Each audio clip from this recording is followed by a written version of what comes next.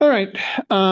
So I noticed earlier that the building was somewhat empty the Friday before fall break is always a question. So we're just going to go ahead and get rolling. People should know that they should try to get here on time. Yep. But all right. Um, okay, there's everybody coming.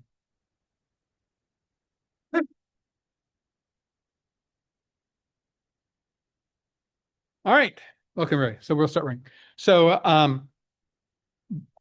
just going to tell you in advance. So readings for next week. So we had a very nice um chat with trying to figure out how to get the camera focused. I think we just stand back a little bit. That'll work.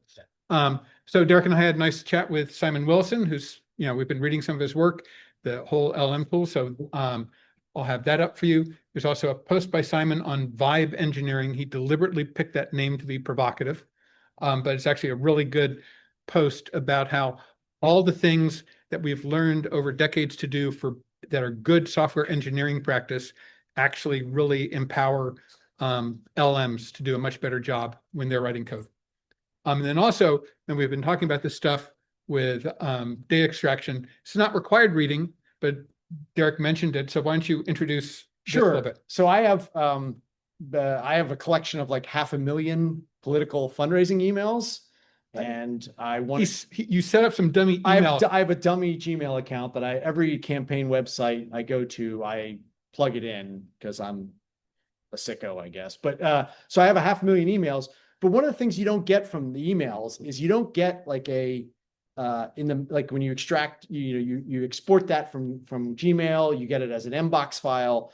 As a set of metadata, what you don't get is you don't get like the actual sender that's contained in the text.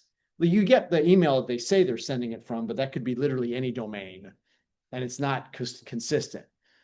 And you'll see like, I'm Barack Obama and I Right. want you to do so-and-so. It's all in the headline. And it's someone else's campaign that he's raising money for. So like it's not obvious, or it's not, or it's at least it's inconsistent. The text of the email does contain a disclaimer. It says like paid for by this committee. At least it is supposed to. It's supposed to. By law, they're supposed to say who it is. And so what I did was I wanted to see if LLMs would be good at the task of extracting from the disclaimer text of an email the actual name of the sponsoring committee that sent it. And so I picked 1,000 of those emails, and I did a ground truth thing where I like went in and I found the name and I recorded it. And then I gave the same 1,000 to about 30 or 40 LLMs. This took me a while to do, and had them just go in and wrote a prompt to extract that committee name. And then I essentially compared it against the ground truth set. And so like that link is the results of that. There's also links in there where I wrote about it a little bit. And if you really want to, you can see the terrible code that I wrote or had assistance from AI in writing to make that process work. So, and we're actually using Simon's tool in there? I actually wasn't for that, only because when I started this, the plugin, I use a lot of local models via Olama. And so the Olama plugin for LLM at that point was not as good as I needed it to be. And so Olama just keeps adding models to their thing. And so it was like, some of them support different kinds of modes and options. And so I ended up having to do it mostly manually.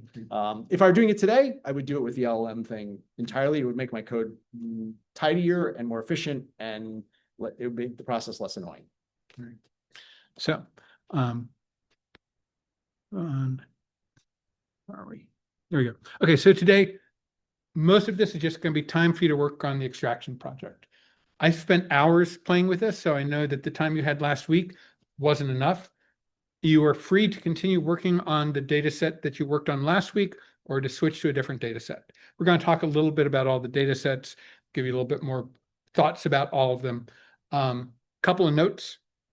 So I spent most of my time on the theme extraction. I was a little surprised that it would take like 30 or 60 seconds, because I thought that would have been simpler. I don't know, but just be prepared if you want to like, oh, I want to do 30 runs of a bunch of different LMs. Like, yeah, it can take you time. How many extractions you can perform over the course of an hour is limited. You might be worth trying other models like Gemini or Claude. you may need to add you will need to add additional LM plugins. There's an LM plugin for Claude, an LM plugin for Gemini, Olama, all these things. So you just need to add an additional LM plugin. We can go through that. You can find documentation how to do that. With Claude, I found that I was initially getting all these errors, and I found that Claude was running faster than GPT. It was coming back like less than 30 seconds.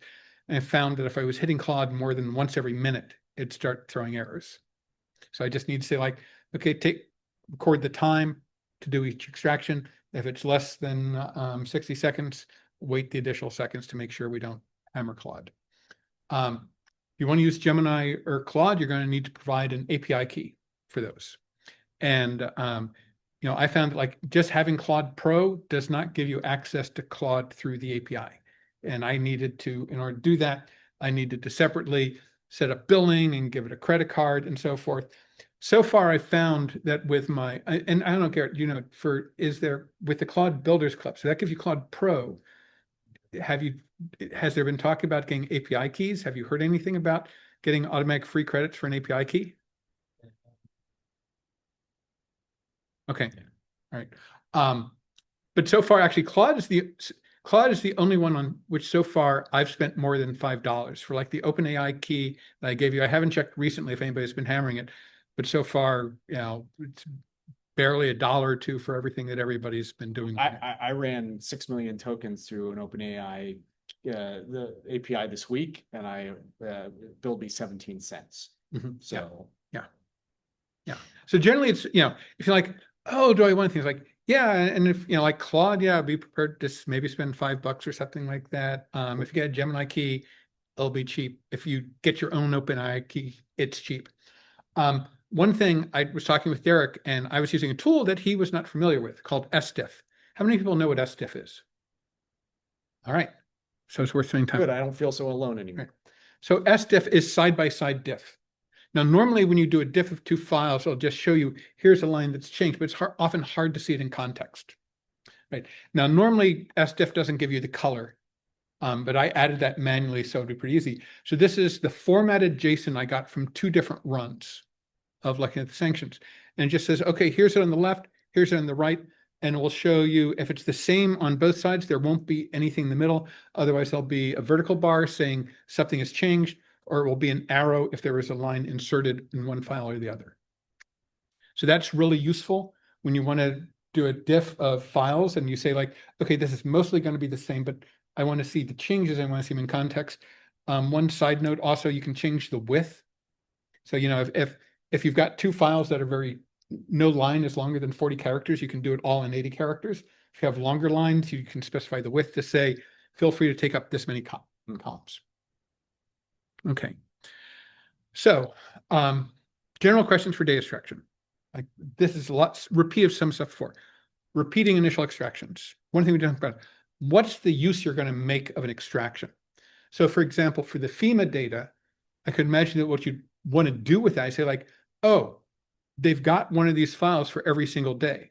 I could extract it for every single day over how many years they have, right?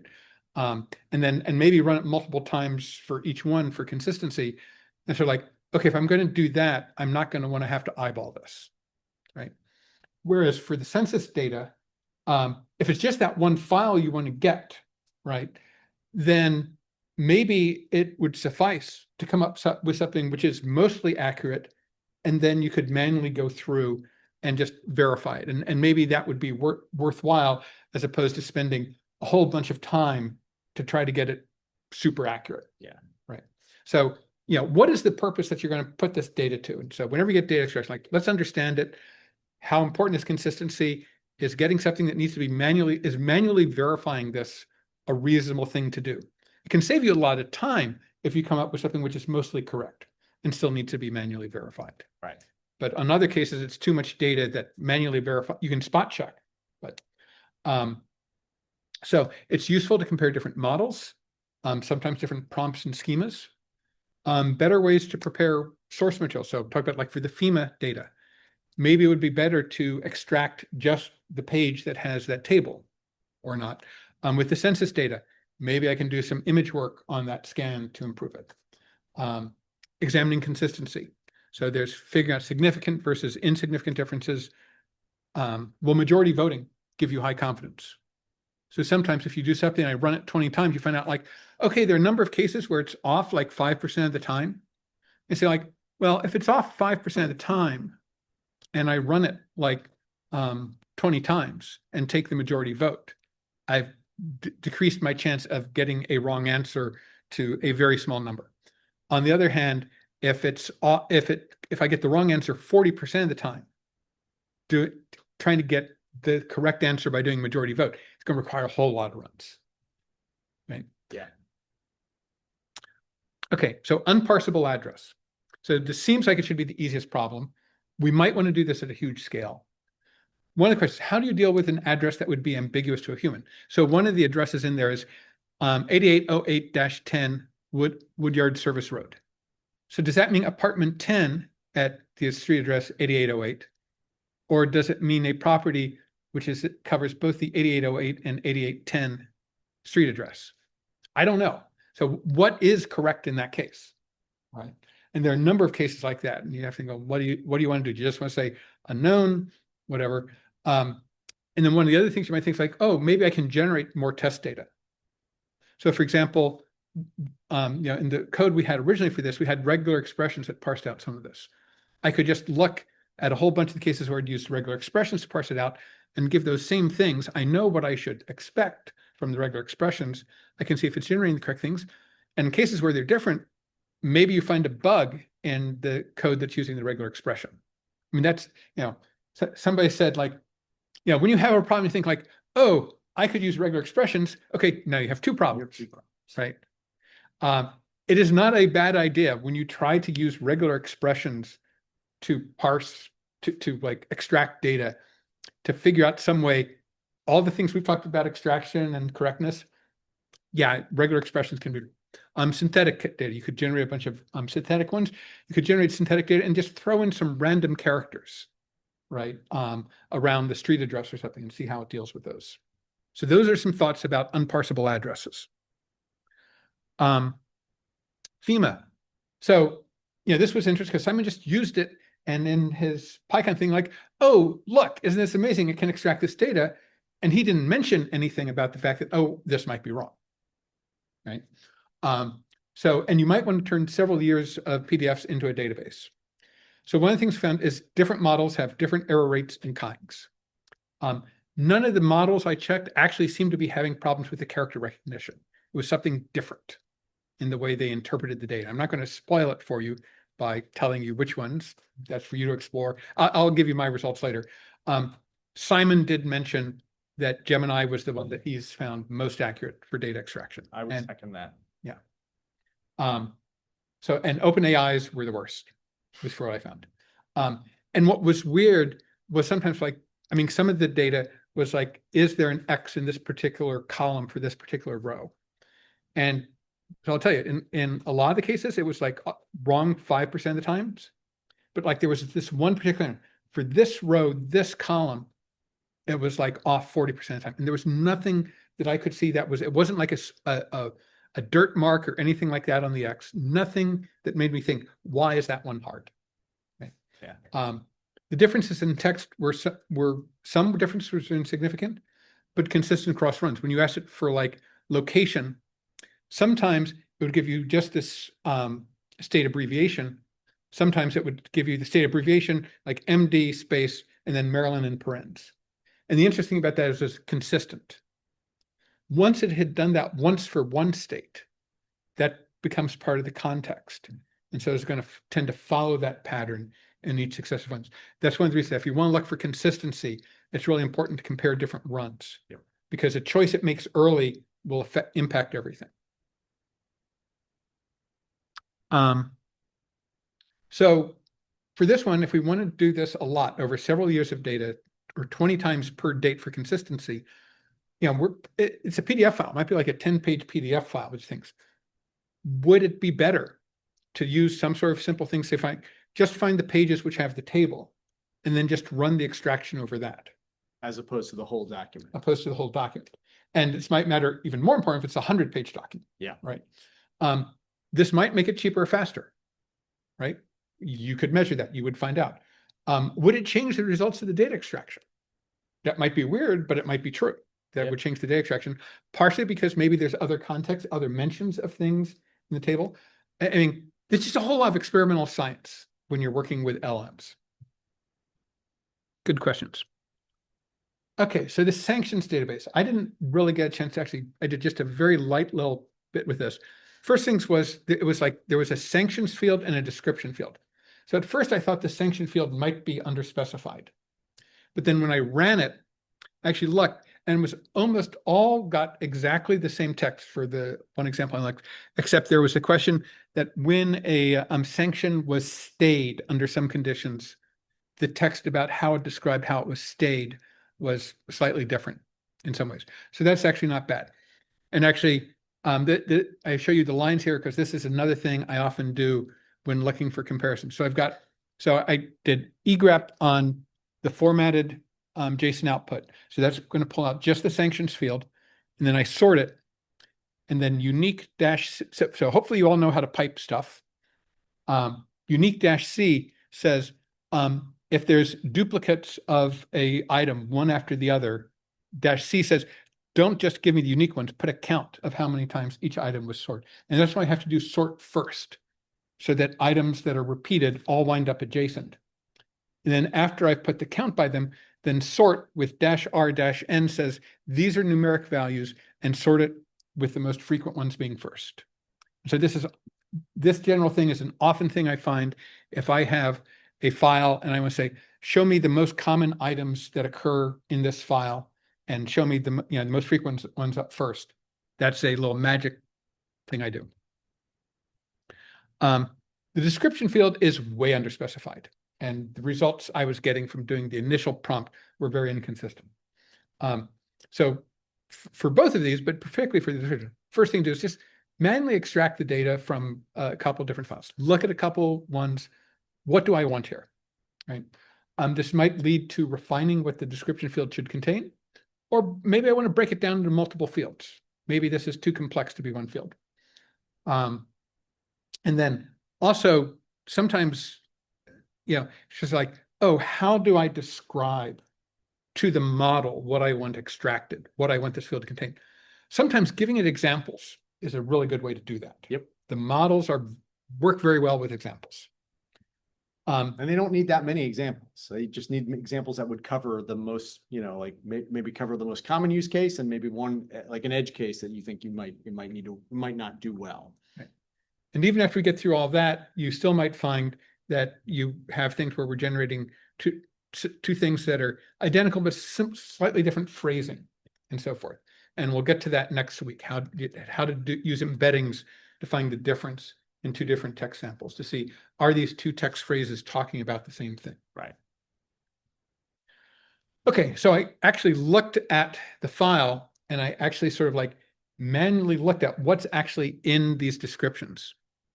And so it's always like there's a name, there's a suspension or disbarment. What is happening? This was the suspension, the date. Then there's something that says how is this effective immediately? Or in some cases, there's some effective with some Latin in there to another date. Sometimes there is something like says it is stayed or in reciprocal action. Then there's typically something that says for through the end of a sentence. This is actually the thing that was coming. And then there's another sentence or maybe multiple sentences at the end saying the respondent did so and so.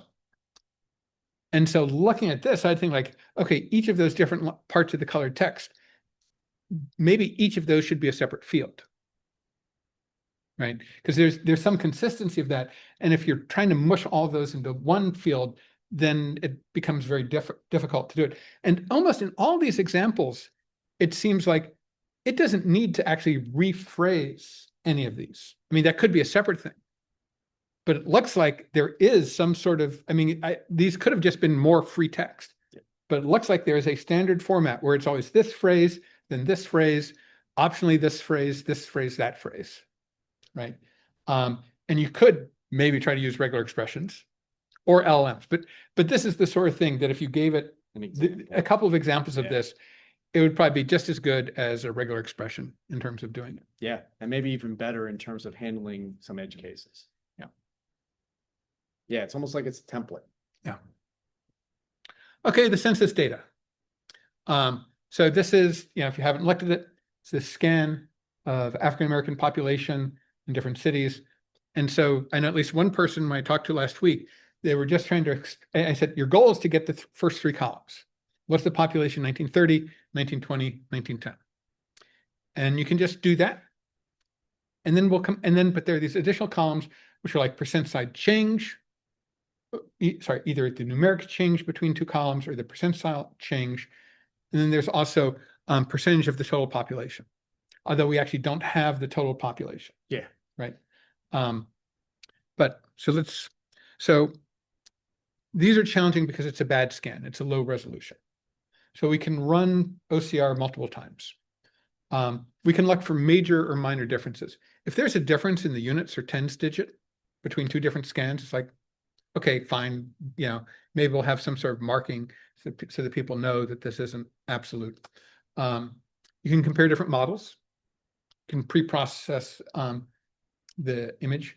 A random sample. That I was just visually check a couple of them, right? I mean, you can do the whole thing, but certainly early on, it's like, okay, let me just eyeball a couple of these and see if it's getting correct. Yeah. You really want to eyeball stuff early on just to make sure that you and the LM is doing that it has the same idea of how to do it that you are thinking of and try to express. Because if you get off that track and it seems to work, but you don't notice it well enough, then it's like, well, you basically have to start over at that point. Forensic accounting techniques. These are something which is often used to check if the books are weird or if accounting books or actually scientific papers. But here we're looking not so much for people doing that, but more for like OCR. So like one of the things would be interesting is like, okay, let's look at all the units and tens digits. Is that distribution roughly equal? If there's a skew, like it never comes up with 7, or if 7 comes up very rarely, then that's just, okay, maybe it's interpreting 7 as 1. Yeah. Or something like that. So, some things you could do there. And there's this thing that particularly in the most significant digit and the second most significant digit in a number, the way numbers typically generated, there are certain patterns you expect. Like, okay, how often is the second most significant digit going to be a 9 versus an 8 versus all the different numbers? And when people make up numbers, they don't follow the same sort of numbers you get with typical number distribution. Yeah. I'm not sure that would be particularly useful in this case. No, but like if you had a lot of numbers and it was like financial stuff where someone might have an incentive just to cook the books, that's what forensic accounting tries to catch. Yeah. So Google that if you want to find the various statistical techniques they use. And of course, the real challenge with this is, is there a way to evaluate confidence? Which numbers are we most confident in? Which ones are we not confident in? So one of the things which is really interesting about this data set is we have redundant information. So example, we have the number of African Americans in 1920, the change from 1920 to 1930, and the number in 1930. If those numbers are all consistent, well, if they aren't consistent, we know at least one of them is wrong, right? And maybe if they differ only in the units digit or the tens digit, they're like, okay, there's a difference, but it's down at that level. Yeah. If they're all consistent, I would have pretty high confidence that those are correct. Yeah. Right. That it actually extracted the right information from that column. The chances of OCR error introducing a consistent change, I think, is pretty low. Yeah. Right. Problem is if they're different, you don't know which one is wrong. But we actually have a fourth column, which is the percent change. Right. Now, the percent change is approximate because it doesn't have as many significant digits as the others. But if any 3 of these are consistent with the wiggle room for the approximation to the percentage, then those 3 are likely correct and they can predict the 4th one. So if I got those numbers and the first 3 were all consistent, but they didn't give me, but the number I had for 1930 was not consistent with the other ones, I could use the other 3 to predict what the number should be be. for 1930. And see how far off the 1930 number is. Well, I might just, no, I might just Maybe decide, say, go with, keep that, yeah. right. Because if those other two, I mean, if I got consistent results with the other two, then I could say, well, I'm just going to take the number 1920, add the change from 1920 to 1930, and that's going to That's give me my enough. number. Yeah. Right. So, Yeah. and I think that's it in terms of slides. Yeah. So those were some of the things we're thinking about. If you're working on one of those models, feel free to take any of those techniques. The slides should be in the GitHub repository. If you want to look at them, go back to it. So the rest of the time is going to be yours. To work on extraction. Any questions, talk to other students, talk to us. Yeah, I'm responsible for a lot of these sources. So if you have questions about like what it is or what detail, you know, whatever, like, or any questions about its provenance or what it represents, happy to answer those as well. Right.